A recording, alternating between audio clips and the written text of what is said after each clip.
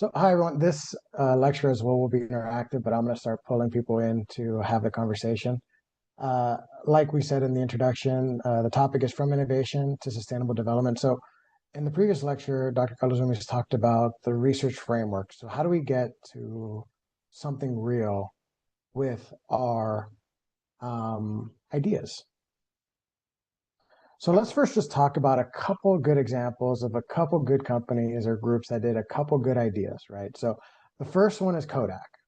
Many people know this already, but Kodak is actually the one that invented their demise, right? So 1975, a Kodak team member created the technology that would be now the digital camera. So instead of capitalizing on this new technology, they shelved it saying, hey, this won't do very well for us because it'll destroy our film business.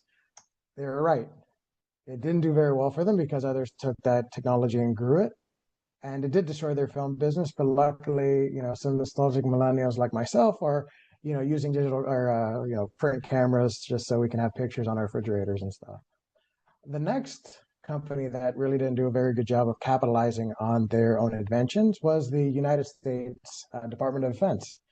So in 1973, they created the foundations of the global positioning system, right? So we all use it on our phones. Every car is now designed with it. Most of us can't even get from 1st Street to 7th Street without a GPS, which is quite sad, right? So here we have an example of a company or a group that designed something, used it, of course, but didn't capitalize on it. Monetarily is what I mean. And then lastly, we have something that's a little bit more contemporary, right? A little bit more now, is the invention or the discovery of the mRNA technology. So the research was done around 1987 through 2021, where there are quite a few papers that were talking about the efficiencies of mRNA when it comes to vaccine creation and so forth. It wasn't until the COVID-19 pandemic to where companies like Moderna, biotech, and Pfizer use government money in forms of grants and such from the U.S. to be able to optimize the mRNA technology to bring it to market and to help support in the COVID-19 pandemic. So we talked a little bit about this in the last lecture, and I'll dive into a little bit more. There's this development gap, right? We create something, and then how do we get it to market? So this is an open question. Why does research fail to become innovation? And what can we do about it? So how many of you may be working on a research project that you believe could be something real world, right? A real world potential. If you can, raise your hands. I'll give you a few seconds to just share. We have, 30 some odd participants. One of you is working with something really cool that could be revolutionary, even if it's not something you're actively doing in your classroom setting or in your professional setting. It could be just something that you have, on the shelf saying, one day I'll create this. You're probably all shy. That's why no one's raising their hands, but it's okay. We'll keep going. So invention is not innovation, and it's not impact. Really what we're looking for is that theoretical conception that we talked about in the previous lecture, and also the technical innovation, and then combining it with the commercial exploitation. So this comes from a scholar named Trott, which is innovation, theoretical conception, and commercial exploitation. And each component is necessary, right? If one of these components is missing, then we're not hitting the mark when it comes to our future endeavors. So Dr. Kalouzoumis mentioned this, and I won't get into this in too much detail, but it's that valley of death, right? So many of us researchers start off on the left-hand side, right? We have great ideas. We have invented something. We've taken an invention or something that has been very promising, and we're not able to get it to the success of a business. And that could be many different factors, and we will discuss those moving on. One thing I found interesting, though, is even though in the previous lecture we did talk about the funding, sometimes money is the issue. Sometimes we start off with this research and development and the technology, and because we haven't built a robust business model, we now have fallen within this valley of death. And so, a study composed by Gumpers and Leonard found that about 90% of new ventures don't attract the investors, fail within the first 3 years, and that helps contribute to that valley of death.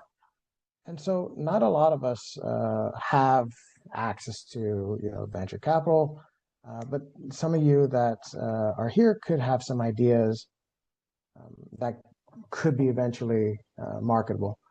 So a suggestion that I have that I found is accumulate some resources before you even start, right? Create that path to where it could be. Even though many of you are living within this research and development stage, look at the successful business and find out the steps. And we'll go into the business model in a future slide.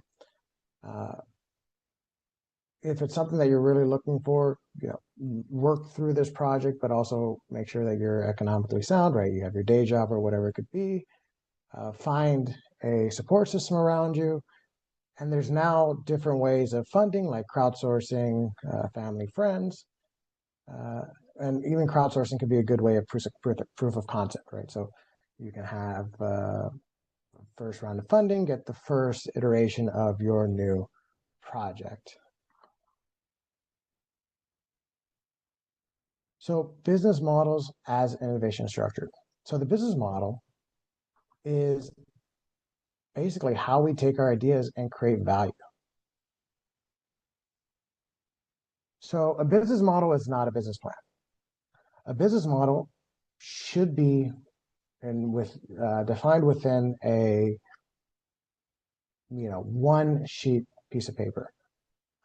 It's where your company and how your company creates logic. It's illustrative and living, as in this isn't something that you put on the shelf and say, this is how we're going to do business forever. There's always going to be different changes to the market, different changes to society, different changes to the government, tax structures, whatever it could be. So your business model will be evolving with all these changes. It helps you guide all your decisions. And then it's a strategic compass. Now, this could live within your business plan. Business plan is far more in depth. Again, your business plan is also a living document. This isn't something that should just be built one time for a round of funding, but something that you continuously improve or look for and even revise it into a strategic plan as your company is maturing. The business plan focuses a little bit more on financial projections. It's, like even though it's written once as a business plan for finding funding, it should be always moved on into a strategic plan or so forth. But in the business model, we're looking for value proposition, right? What problem are we solving?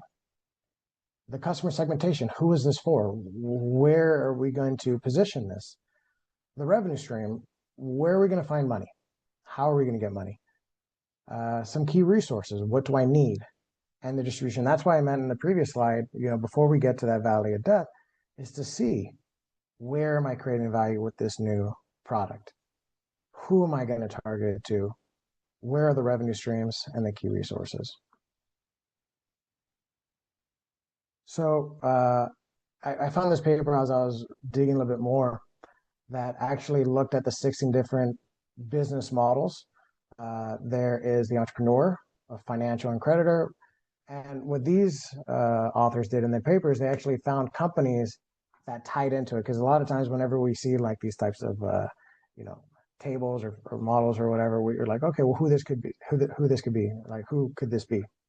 So each of these cells is illustrated with a model in the brackets.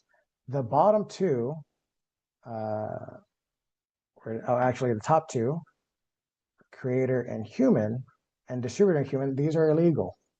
Even though they exist within the frameworks of business models, that's why there's no acceptable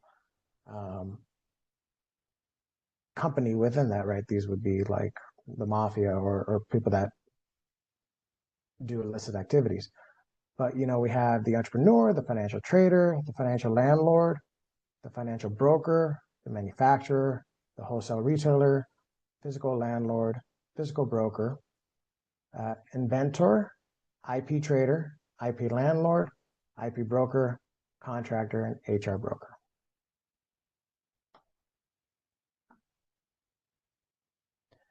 Now, I went through the previous slides just because it was a little bit, these were already discussed, but what I want to do now is take a look at actually two very innovative business models, and we can dissect them.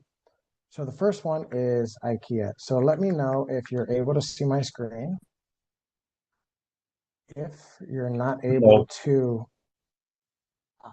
let me change the screen to this. If you're not able to hear it, I'm going to put the link here. And let's take a look at IKEA's business model. We're all familiar with IKEA.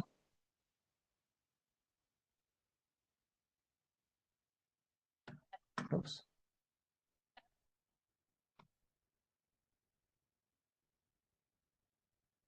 It's very laggy.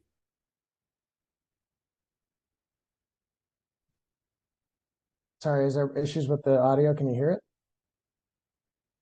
No, deal. Try this.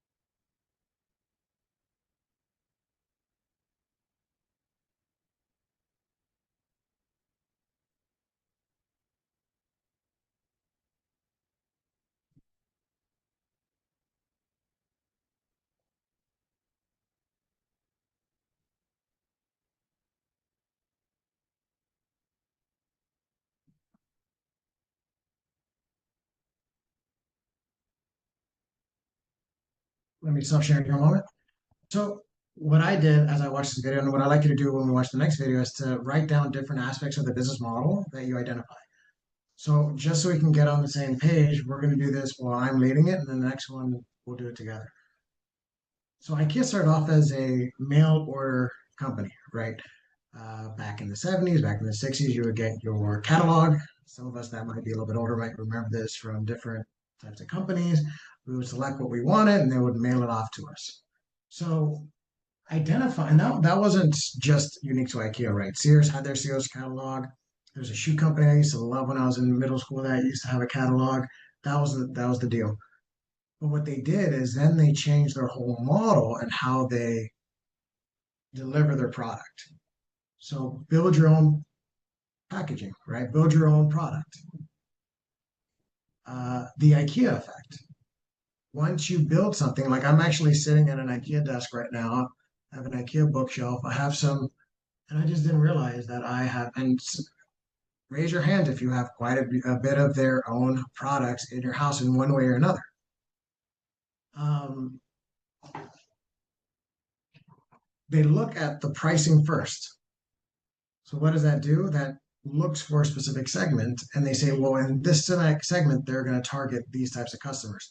And we'll look at some frameworks in some later slides on what that is. Um,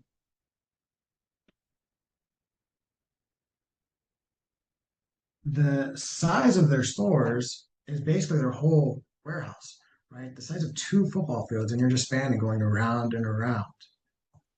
Uh, they have food.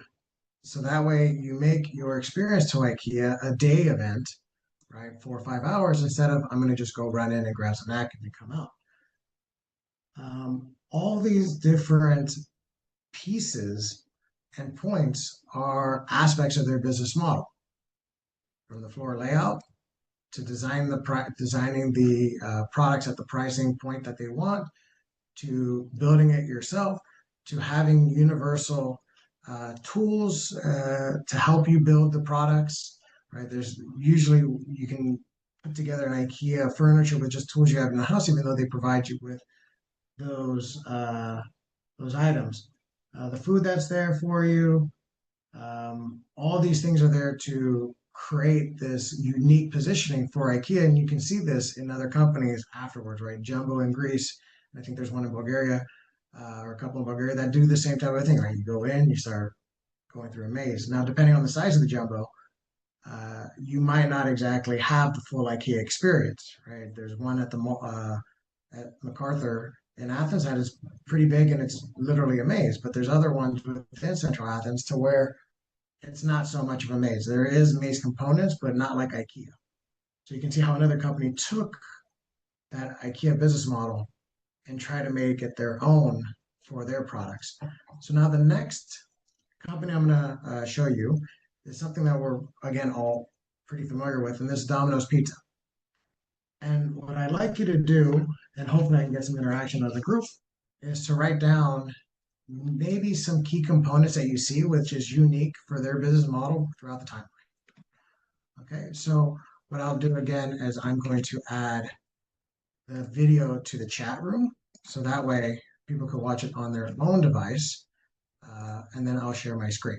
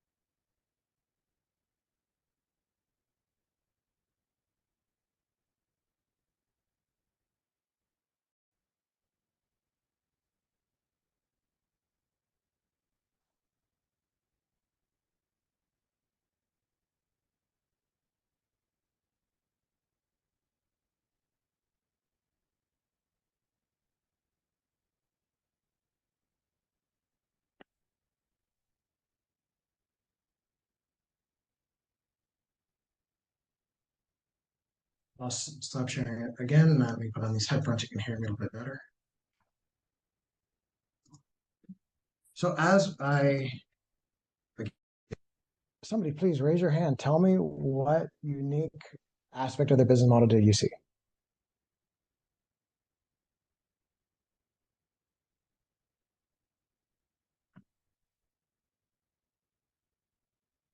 Slavko?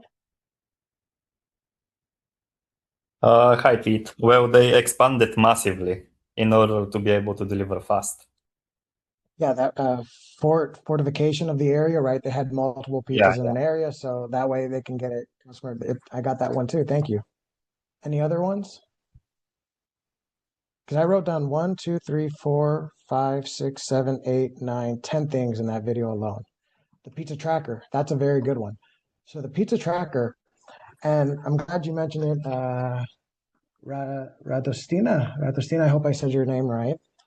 That was one of the first times that a company actually created their own app for delivery.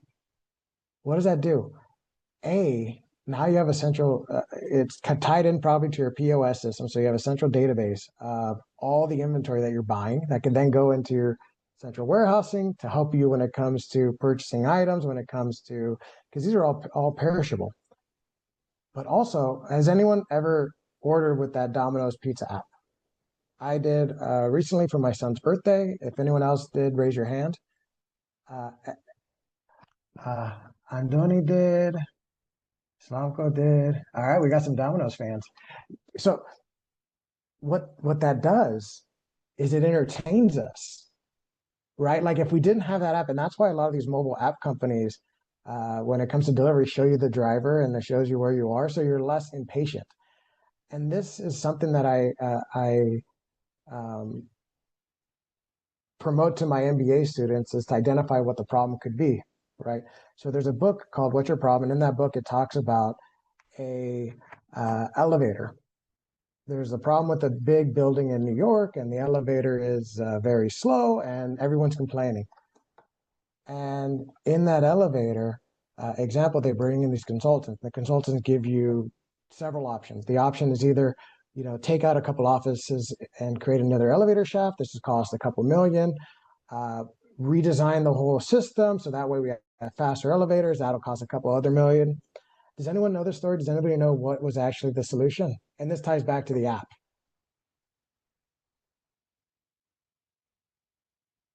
People were bored. So the solution was to put mirrors in front of the elevator. So when people are waiting for the elevator to go from the 30th floor down, now they have their mirror to check themselves and make sure they look pretty and wait for their elevator to come. And so the same thing happens with this app, right? We're looking at the pizza tractor like, oh, where's my food? Oh, well, now it's being boxed. Okay, good. Now, we're seeing some progress. So that 30-minute pizza, 40 minutes now doesn't seem so long because I'm watching that progress. So good job by looking at the app. Anything else that you see? They invented the pizza box, is something that I didn't know we all see now. Store size. So there's no dining option. So now they're keeping their costs lower. The franchise model is another thing that they're doing. So they do own a couple stores, but they do also franchise out access to their system to investors. So that's how they can grow fast, just like our colleague mentioned a moment ago. They have a central supply company, right? They have that internal warehouse where they make the pizza dough and they just assemble it at the stores, right? The dough is made centrally that supports all the other stores. They're telling people if you come pick up your own pizza, we'll pay you. So they identified where there's too much cost when it comes to delivery. And also because of the labor shortages when it comes to delivery drivers, they're like, look, we'll lower our profit margin just slightly a bit. So in that way, we can still move the units. And that's really what they're trying to do is they're moving units. And that's what every business is trying to do, right? We're moving units. And so people are picking up. And so that's just a couple handful of things that I identified. And thank you all for participating. I'll go back to my slides. And so the book that I recommend is called What's Your Problem? I give that to all my MBA students. It helps us identify exactly what the problems are. Another thing we can do is to identify what the customer needs are, right? Are we positioning basic needs? So those are that the customer would expect, like a new car to start on time, right? A pizza to be warm, right? They even talked about creating a electric cars with ovens inside. So that way the pizza, imagine if they can upgrade their technology to where the car is actually baking the pizza by the time it's driving, and you can cut the time down again. Articulated needs. So those that a customer can readily express. So for example, a customer may express a desire for additional feature to a motor vehicle, or exciting needs. So those that will surprise customers that are not being met by any other provider at the present. And in this example, we may be by financing packages, different types of warranties, and so forth. Now let's look at sustainability as a trigger for innovation. So we've looked at the research component with the previous lecture. We looked at business models. And again, both those companies evolved their business models, right? IKEA was mail in, and Domino's is still evolving, right? In this video, it's a little bit, it's older. It was like 2023. So you can already see how much they were moving in. So we're going to look at the UN SDGs and how we can identify ways of creating business models within those frameworks at a very high level. So there are different components that could help position us in a proper way. So there could be a growth factor one, which is the regulatory pull. So this could be from funding, like how the GREENBEAT and MetaCities, right, was funded by the EU, the EU Green Deal. There's always going to be other types of programs that are coming, even in the US, where there's a little bit more of a turbulent ecosystem. Eventually, that will go back to a much more normal state once the administration changes. The zero targets and so forth when it comes to the regulatory framework, the market demand, what customers are shifting towards, the behavior, right? The IKEA example, we talked about the IKEA effect, where people found that they have a lot more pride in something that they built. How many of us have IKEA furniture? We've taken it apart and we put it back together again when we moved, right? And now this piece of furniture that is just, less than 100 euros has a much more emotional component to it. Or when it comes to the market demand, difference when it comes to the affordability or whatever it could be. Capital flows, our access to capital, our access to finding money outside of, like, let's say the government structures, right? Let's say through investors or so forth. And then the competitive position, what makes us different between us and our rivals? And almost every company has a rival, even if you're, the only group that does what you do, people could just not buy what you're selling. That's a rival in itself, right? So these are quite familiar for everyone. It's the UN sustainability goals, ending poverty, zero hunger. And what I really like us to do now is, what we're going to be doing in the next few slides as we go towards the second half of this lecture, is to look at different aspects of our business models and see where we could potentially create a much more sustainable model within the current frameworks. So, for an example, IKEA and Pizza Hut, or Domino's, sorry, they both have food. So perhaps within their supply chain, when there is an excess of inventory, like too much meatballs or pizza or whatever it could be, perhaps they can add within their business model a way of giving that food to communities of need, right? So that could help meet UN SDG number 2 with zero hunger.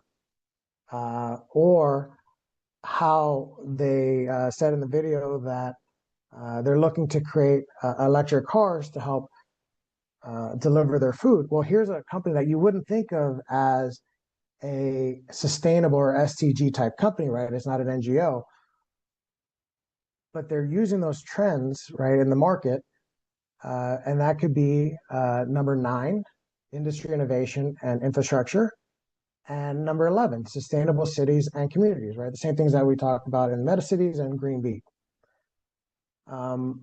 Any questions so far?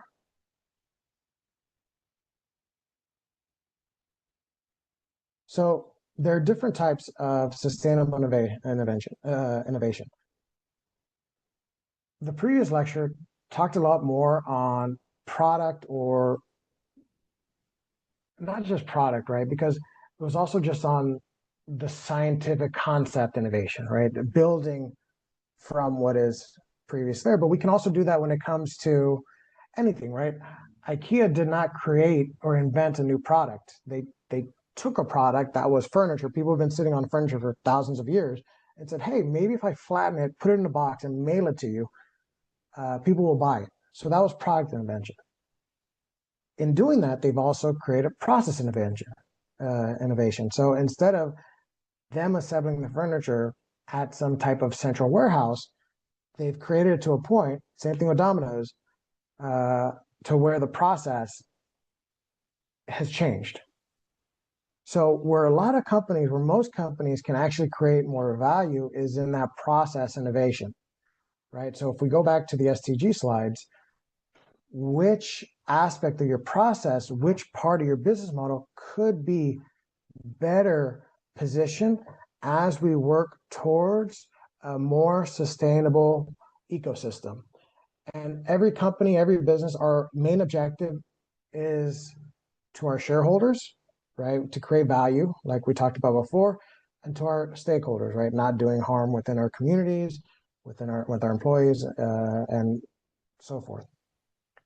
Both of those together can help support the business model innovation, which we discussed, or even the system innovation. So Domino's talked about how they have that central warehouse to make all their doughs, package their different items for when it comes to the food. Probably is also a storage system, so that way stores don't have to hold on to inventory. It's probably delivered the same day. The app helps them identify exactly what is being sold at each store. A neighborhood in one part of a city could have a very different palette than a neighborhood in a different part of the same exact city. So by looking and seeing how you can adjust your system, your supply chain, that can also create value. So I'm going to go to another business example. This is a company that until recently did a very good job of taking advantage of tax incentives, right?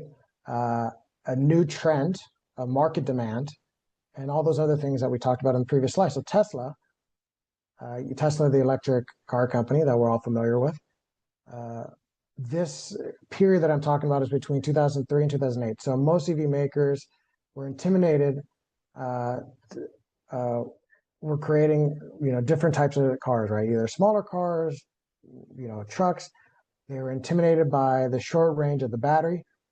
So Tesla entered with this Roadster, which was more on a premium scale, right? A higher price point, saying, well, if we look at the customer bell curve, I'm looking for new innovators, not late majority, creating a battery that had much more of a high range and a high performance. What triggered this and what helped support them is the state of California's climate regulation, which is quite ironic now with the current political situation in the US and Tesla's founder or CEO's position.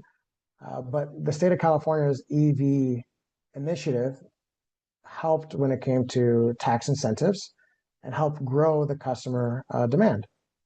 Within this strategy, they leapfrog into uncharted territory of a performance EV at the luxury level. There's really no other competitor within this space. Tesla was the market leader. They were the initial innovator within this.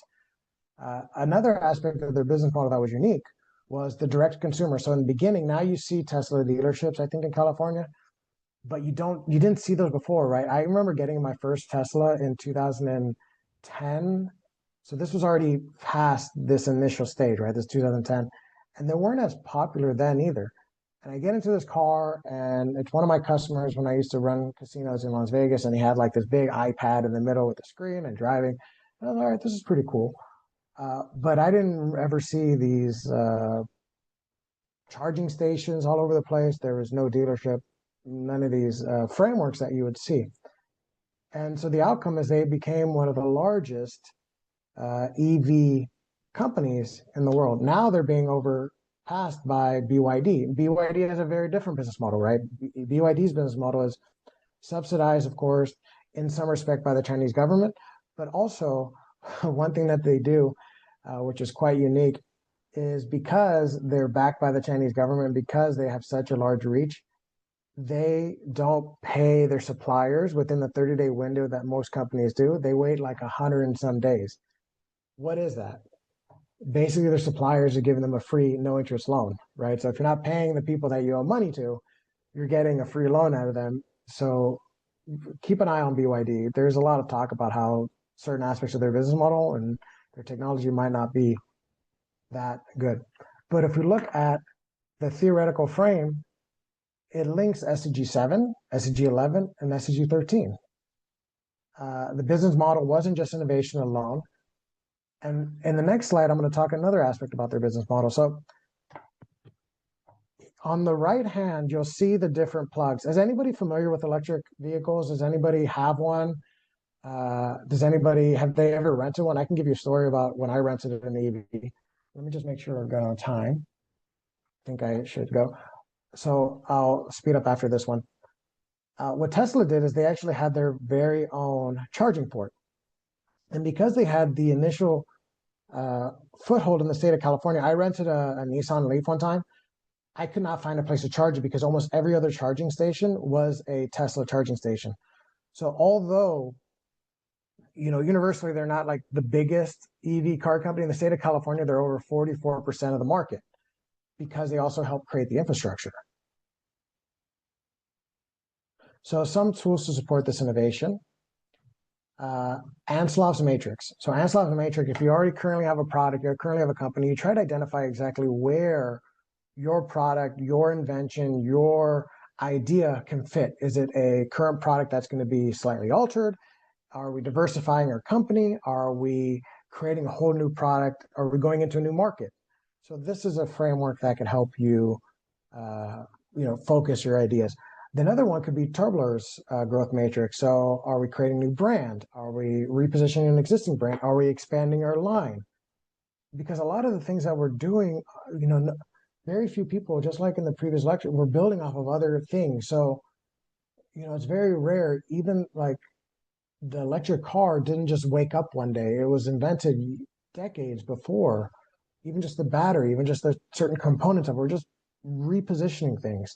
So these two matrices could really help you identify exactly where this could be and help you bridge that gap. Just for some humor, this is something that I thought was pretty interesting. As marketing requested it, for a swing, has sales ordered it, like now we have one extra, so where are we going to sit? As engineering designed it, as manufacturing made it, as the field service, and then the customer just wanted a tire swing, just a swing. So really doing this market research, and I think that's what the next lecture will go into, is like really the where do you position your product will go into. So aligning your research output with the SDGs, diagnose the SDGs, identify exactly what aspect of your business model can be readjusted, still creating the value, increasing the value, because even like, let's say, doing certain like SDGs like ending poverty, hunger, and so forth, the CSR gains can also create value. Identify the signal and design the model, and always redesign the model. And so tying it all in with the overall theme of our two partners that have brought us together, the GREENBEAT and the Metacities, is the application, right? Let's look, because many of you are within these two groups, is the smart city application. What part of a city can be altered? I was recently, within the last few months, a judge on a Metacities competition with students from Greece, Cyprus, and Bulgaria. And a lot of these students came up with really good ideas of taking things that were already created and just slightly moving them to creating this much more smart city. We talked about digital twins or using data to help us identify exactly where these opportunities can be, and then also using different technological components, right? We talked about 6G in the previous lecture, the wireless networks, and so forth when it comes to identifying new opportunities, right? The way I look at it, I don't have it right now, but like, you've ever seen these Rubik's Cubes? Businesses are like Rubik's Cubes, and there's no perfect structure, right? The colors on each side. You can always just slightly move the Rubik's Cube, and those different sets of how those colors are represented could be that business model, could be that invention, could be that structure that could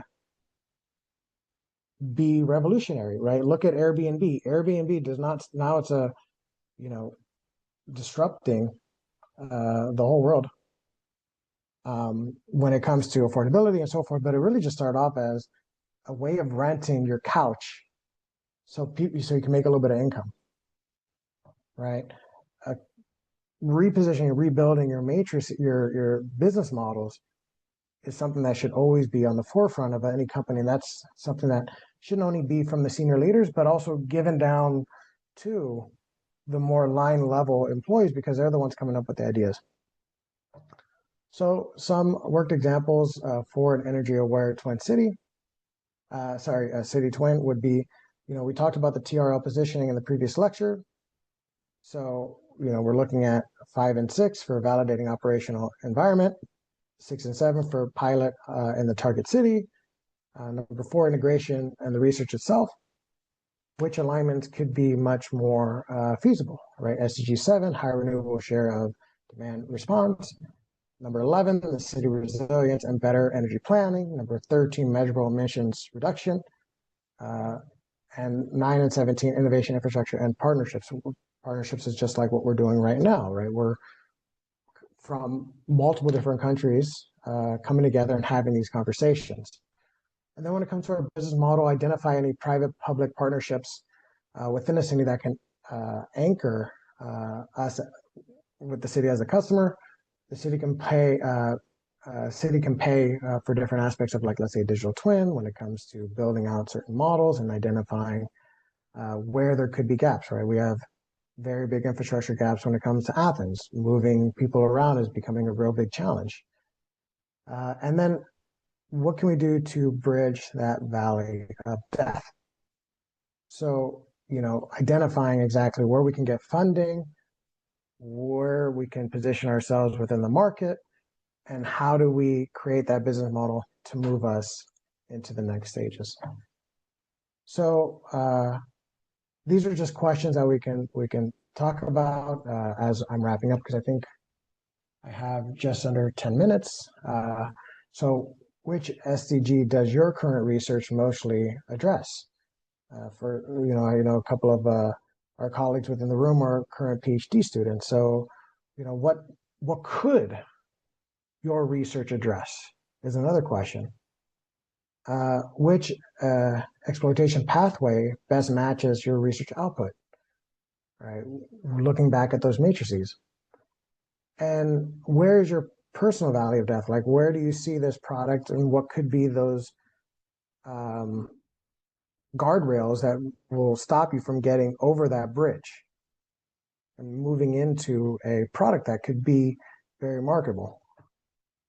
And how are you going to take what you're coming up with, your idea, and creating value, right? And be real with yourself, right? Will people buy this? Even if it's not, people as in like a consumer, me buying something at a local store, when we're talking about the Metacities and the GREENBEAT project, I mean, people buying, like, society buy this idea as a whole. Sometimes we have a varying degree of priorities when it comes to budgeting within cities, when it comes to government infrastructure, and which one do we target first? And then we have to also factor in that, you're dealing with politicians, to where, politicians only really work for 1 year or 2 years because then they're campaigning again for re-election. So being more realistic with yourself is something that I would suggest as you're designing these things, because realism and practicality can make your work go further. And that's it for my presentation. I thank you. Remember, create value, the feasibility, and the clarity of what you're looking for.